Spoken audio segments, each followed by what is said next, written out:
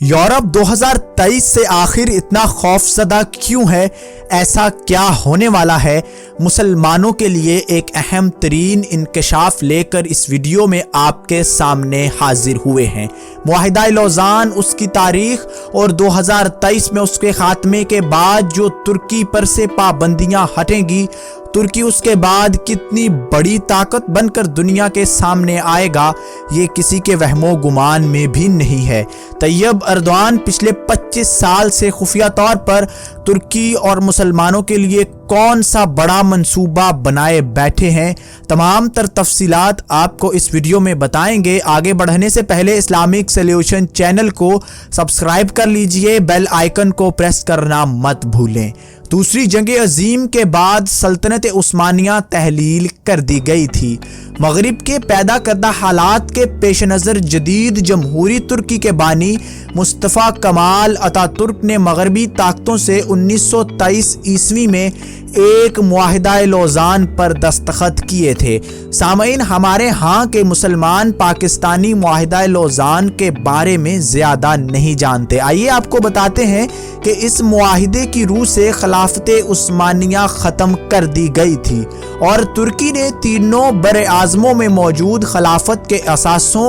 اور املاک سے بھی دستبرداری اختیار کر لی تھی۔ معاہدہ لوزان 100 سال پر محیط تھا، جو کہ دراصل ترک عوام اور مسلمانوں کے خلاف مغرب کا ایک ایسا پھندا تھا جس نے ترکی کے ہاتھ اور پاؤں باندھ کر اس کو چاروں شانے چت کر دیا تھا۔ وہ ترکی اور وہ خلافت جو ہزاروں سالوں سے اس دنیا پر حکمران تھی، اس وقت مغرب کے آگے اس کی ایک نہ چلی۔ 2023 میں یہ معاہدہ اپنی مدت پوری کر کے غیر مؤثر ہو جائے گا۔ معاہدہ لوزان دراصل ہے کیا اور اس کے ترکی پر کیا اثرات مرتب ہوئے، اور مغربی طاقتیں 2023 آنے سے قبل ہی خوفزدہ کیوں ہیں، اور ترک صدر رجب طیب اردوغان اپنی تقاریر میں 2023 کا ذکر کرتے ہوئے یہ کہتے نظر کیوں آتے ہیں کہ 2023 کے بعد ترکی پہلے جیسا نہیں رہے گا۔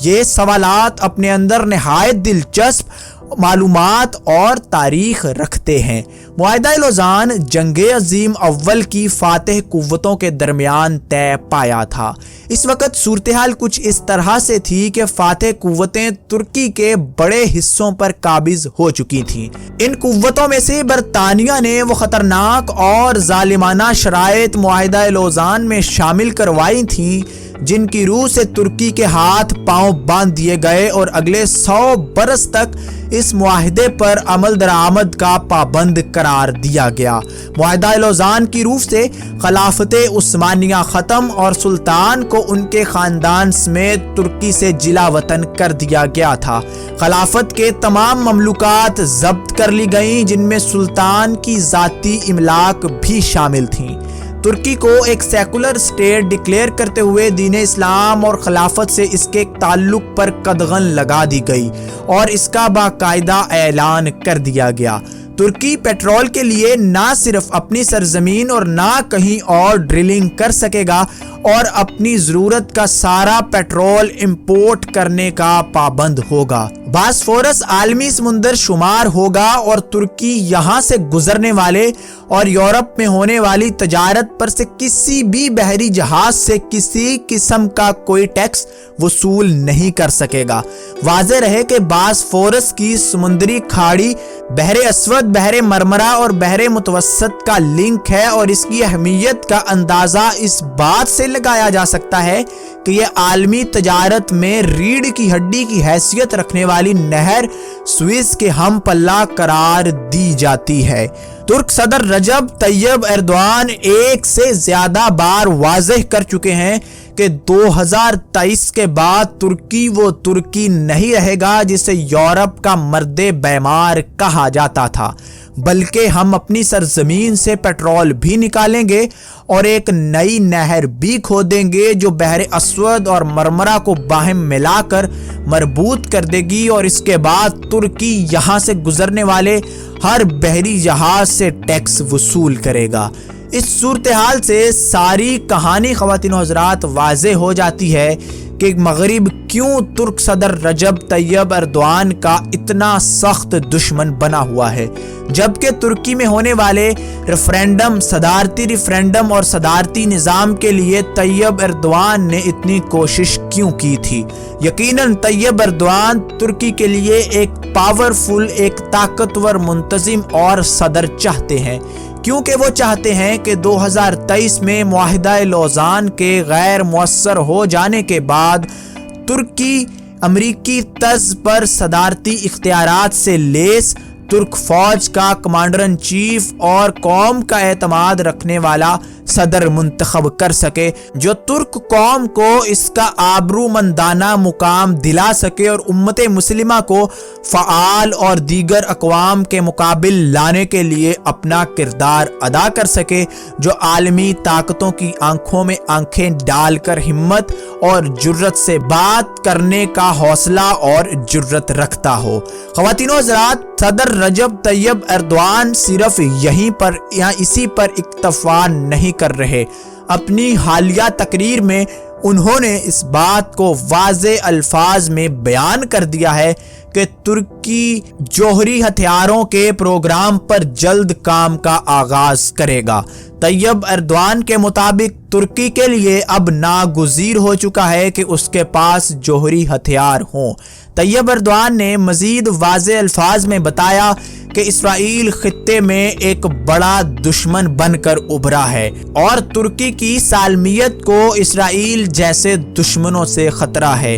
دنیا جانتی ہے کہ اسرائیل ایک ایسا ملک ہے جس نے جوہری ہتھیار بنا کر رکھے ہیں، لیکن اعلان ابھی تک نہیں کیا گیا۔ اسرائیل پر نہ تو کوئی مغربی ملک پابندی لگانے کا مطالبہ کر رہا ہے اور نہ ان کے خلاف آواز اٹھائی جا رہی ہے، جبکہ دوسری جانب ایران اگر جوہری ہتھیار بناتا ہے تو ایران پر سینکڑوں اقسام کی پابندیاں لگا دی جاتی ہیں۔ طیب ایردوان نے تمام مغرب، یورپ، امریکہ اور نیٹو پر یہ بات واضح کر دی اور کھول دی ہے کہ ترکی اب نہ صرف جوہری ہتھیار بنائے گا، کیونکہ یہ اب اس کی سالمیت کا مسئلہ بن چکا ہے، نہ صرف جوہری ہتھیار بنائے جائیں گے، ان کو ٹیسٹ بھی کیا جائے گا، اور اگر ترک قوم کی جانب کسی دشمن نے آنکھ اٹھا کر دیکھا بھی تو ان جوہری ہتھیاروں سے اس کا دماغ بھی درست کیا جائے گا۔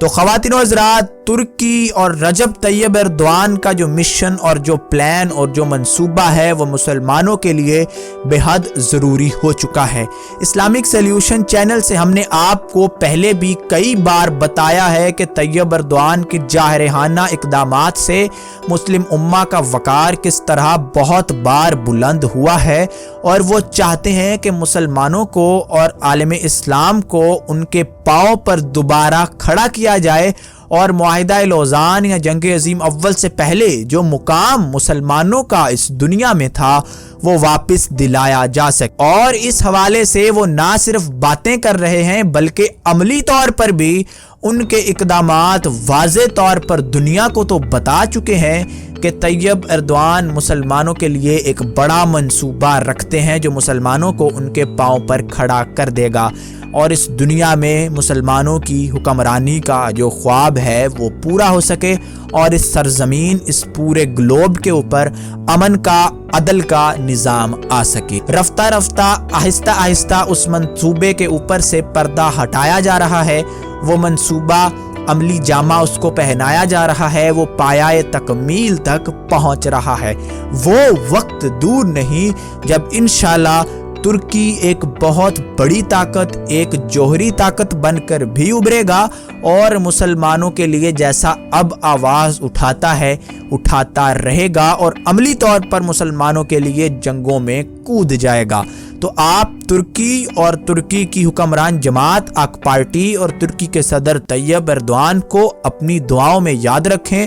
اور دعا کریں کہ جو منصوبہ وہ عالم اسلام کے لیے لے کر چل رہے ہیں وہ منصوبہ پایہ تکمیل تک پہنچے، اور ہمارے پاکستان کے حکمران بھی طیب ایردوان جیسا ویژن رکھ سکیں، تاکہ پاکستان بھی مسلمان امہ کے کسی کام آ سکے اور اس دنیا میں مسلمانوں کی حکمرانی کا جو خواب ہے وہ پورا ہو سکے اور اس سرزمین اس پورے گلوب کے اوپر امن کا عدل کا نظام آ سکے۔ ایک نئی ویڈیو اور نئے ٹاپک کے ساتھ حاضر ہوں گے۔ چینل کو سبسکرائب کرنا مت بھولیے۔ اللہ حافظ۔